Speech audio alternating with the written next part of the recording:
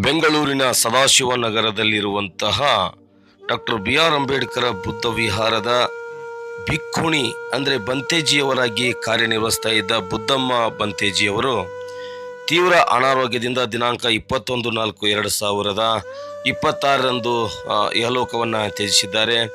ಇವರ ಅಂತಿಮ ದರ್ಶನಕ್ಕಾಗಿ ಈಗಾಗಲೇ ಸದಾಶಿವನಗರದ ಬುದ್ಧ ವಿಹಾರದಲ್ಲಿ ಇವರ ಪಾರ್ಥಿವ ಶರೀರವನ್ನು ಇಡಲಾಗಿದೆ. ವಿಶೇಷವಾಗಿ ಗಂಡು ಮಕ್ಕಳೆಲ್ಲ ಬಂತೇಜಿಗಳಾಗೋದು ಸರ್ವೇ ಸಾಮಾನ್ಯ, ಆದರೆ ಹೆಣ್ಣು ಮಕ್ಕಳು ಭಿಕ್ಕುಣಿಗಳಾಗೋದು ತುಂಬ ವಿರಳವಾಗಿರ್ತದೆ. ಇವರ ದಿಟ್ಟ ಹೆಜ್ಜೆ. ಇವರು ಅನೇಕ ಬೌದ್ಧ ಧರ್ಮದ ಸೇವೆಯನ್ನು ಸಲ್ಲಿಸಿದರು. ಇವರ ಒಂದು ಅಂತಿಮ ದರ್ಶನವನ್ನು ಇಂದು ಕರ್ನಾಟಕ ಗಣ ಸರ್ಕಾರದ ಗೃಹ ಮಂತ್ರಿಗಳಾಗಿರ್ತಕ್ಕಂಥ ಜಿ ಪರಮೇಶ್ವರ್ ಅವರು ಇವರ ಅಂತಿಮ ದರ್ಶನಕ್ಕೆ ಬಂದರು. ಅದಲ್ಲದೇ ಅನೇಕ ದಲಿತ ಪರ ಮುಖಂಡರುಗಳು, ಪ್ರಗತಿಪರ ಮುಖಂಡರುಗಳು, ಅನೇಕ ಬುದ್ಧ ಅನುಯಾಯಿಗಳು, ಅಂಬೇಡ್ಕರ್ ಅನುಯಾಯಿಗಳು ಸಹ ಇವರ ಅಂತಿಮ ದರ್ಶನವನ್ನು ಪಡೆಯುತ್ತಿದ್ದಾರೆ. ಇವರು ಏನು ಸದಾಶಿವನಗರದ ಬೆಂಗಳೂರಿನ ಸದಾಶಿವನಗರದ ಬುದ್ಧ ವಿಹಾರದಲ್ಲಿ ಅನೇಕ ರೀತಿಯ ಸೇವೆಯನ್ನು ಭಿಕ್ಕುಣಿಯವರು ಮಾಡಿದ್ರು ಅಂತಾನೆ ಹೇಳ್ಬೋದು.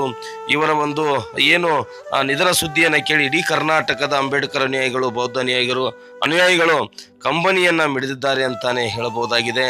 ಇಂದು ಗೃಹ ಸಚಿವರಾಗಿರ್ತಕ್ಕಂತಹ ಜಿ ಪರಮೇಶ್ವರ್ ಅವರು ಇವರ ಅಂತಿಮ ದರ್ಶನವನ್ನು ಪಡೆದರು.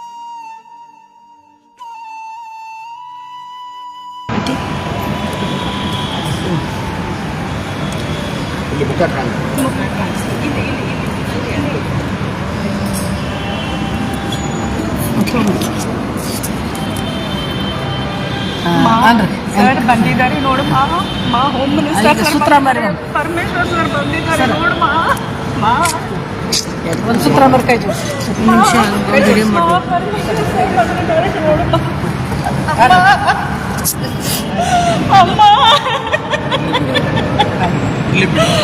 ನಿಮ್ಮ ಹಾಸ್ಪಿಟಲ್ ಎಲ್ಲ ನೋಡಿದ್ರಲ್ಲ, ಹಾಸ್ಪಿಟಲ್ ಟ್ರೀಟ್ಮೆಂಟ್ ಹೆಲ್ಪ್ ಮಾಡೋದ್ರಲ್ಲ.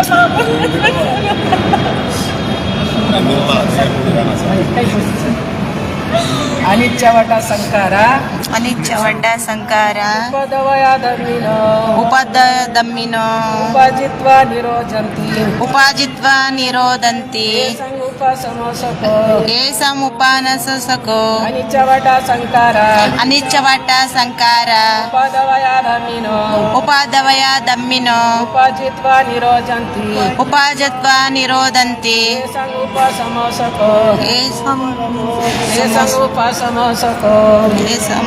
ಸಮಸಕೋ ಸಾಧು ಸಾಧು ಸಾಧು.